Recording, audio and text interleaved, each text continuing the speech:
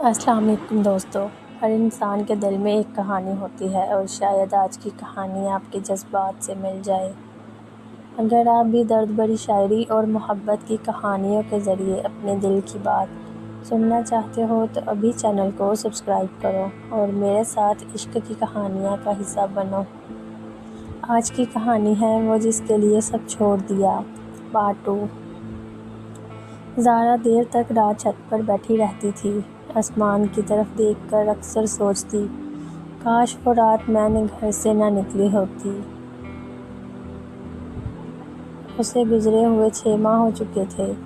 شروع کے دن بہت مشکل تھے، بھوک، خوف، احساس جرم، لیکن آہستہ آہستہ این جی او کی خواتین نے زارا کو جینے کا حوصلہ دیا۔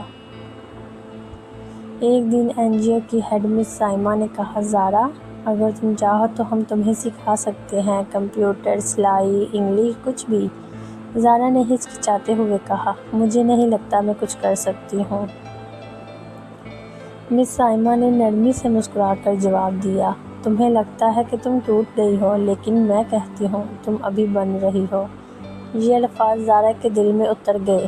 اس دن کے بعد زارا نے خود سے وعدہ کیا، اب کسی کے لیے نہیں، خود کے لیے جینا ہے۔ وقت بدلا، زارا نے محنت شروع کر دی۔ صبح وہ دوسروں کے ساتھ این جی او کے کام میں مدد کرتی، دوپہر کو کمپیوٹر سیکھتی اور رات کو خود کو آئینے میں دیکھ کر کہتی، اب تم کمزور نہیں ہو زارا۔ دن گزرتے گئے اور زارا نے بہت کچھ سیکھ لیا۔ اب وہ نئی آنے والی لڑکیوں کو سمجھاتی، ان کی بات سنتی، ان کا درد بانٹتی۔ این جی او میں سب کہتے، زارا کے اندر کچھ خاص ہے، اس کی مسکراہٹ میں حوصلہ ہے۔ لیکن اندر سے زارا اب بھی کبھی کبھی رو پڑتی۔ راتوں کو تنہائی میں وہ علی کو یاد کرتی، وہی لڑکا جس کے لیے سب کچھ چھوڑ دیا تھا۔ وہ خود سے سوال کرتی، کیا میں اتنی بری تھی کہ سب نے چھوڑ دیا؟ پھر خود ہی جواب دیتی، نہیں، میں بری نہیں تھی، صرف سادہ تھی۔ ایک دن این جی او میں ایک نیا رضاکار آیا، احمد۔ لمبا، سادہ، مگر اس کے انداز میں ایک سکون تھا۔ وہ جب بھی کسی سے بات کرتا، نظریں جھکا کر کرتا۔ زارا پہلی بار کسی مرد سے بات کرتے ہوئے خوفزدہ نہیں ہوئی۔ احمد اکثر لائبریری میں بیٹھ کر زارا سے کہتا، زندگی مشکل ضرور ہے، مگر ختم نہیں ہوتی۔ زارا ہلکی سی مسکرا دیتی، ہاں، شاید اب سمجھ آ گیا ہے۔ وقت گزرتا گیا اور احمد سے باتیں زارا کے دل کو سکون دینے لگیں، لیکن اس کے دل کے کسی کونے میں اب بھی ڈر تھا، پھر سے ٹوٹ جانے کا، پھر سے دھوکہ کھانے کا۔ تبدیلی کی شروعات۔ زارا نے این جی او سے اپنی محنت کے پیسے جوڑ کر ایک چھوٹا سا کمرہ کرائے پر لے لیا۔ وہ چاہتی تھی کہ اپنی محنت کی کمائی سے کچھ کرے۔ مس سائمہ نے کہا، اب تم تیار ہو زارا، اپنی زندگی اپنے انداز میں جیو۔ زارا نے ایک چھوٹا سا سلائی اسکول شروع کیا۔ دیوار پر اس نے خود اپنے ہاتھ سے ایک جملہ لکھا، دھوکہ تمہیں توڑتا ہے مگر ختم نہیں کرتا۔ ہر دن نئی لڑکیاں آتی، زارا انہیں سکھاتی، ان سے بات کرتی اور کہتی، میں بھی تم جیسی تھی، لیکن ایک دن میں نے خود کو معاف کر دیا۔ ایک شام احمد اسکول آیا، اس کے ہاتھ میں چائے کے 2 کپ تھے۔ احمد نے کہا، تم نے یہ سب اکیلے کر دکھایا زارا، مجھے تم پر فخر ہے۔ زارا نے آہستہ کہا، کبھی کبھی انسان کو خود پر یقین نہیں ہوتا، لیکن زندگی کروا دیتی ہے۔ احمد نے مسکرا کر کہا، کبھی سوچا نہیں تھا تم جیسی لڑکی اتنی مضبوط ہو سکتی ہے۔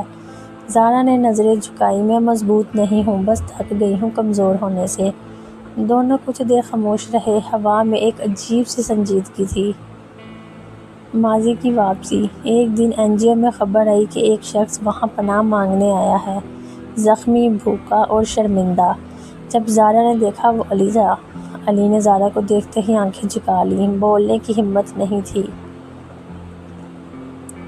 زارا کے قدم رک گئے، دل ایک لمحے کو کانپا مگر چہرے پر سکون تھا۔ علی بولا، زارا، میں نے بہت غلط کیا، میں آج تک خود کو معاف نہیں کر پایا۔ زارا خاموش رہی، چند لمحوں بعد بولی، تم نے مجھے توڑ کر جانا تھا تاکہ میں بن سکوں۔ شکریہ علی۔ یہ کہہ کر وہ چلی گئی، نہ نفرت نہ بدلہ، بس ایک مکمل خاموشی، نیا آغاز۔ کچھ مہینے بعد زارا کے اسکول نے درجنوں لڑکیوں کو سکھایا، اب وہ صرف ایک لڑکی نہیں، ایک حوصلہ بن چکی تھی۔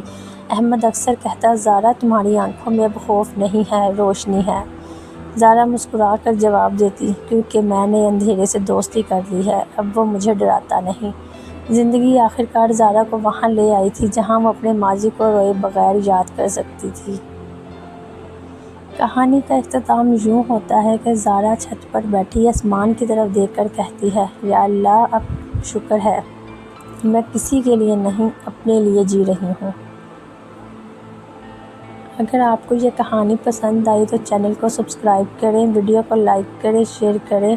اگر آپ کی بھی کوئی کہانی ہے تو ہمارے ساتھ شیئر کریں، ہم بنیں گے آپ کی آواز۔ اللہ حافظ۔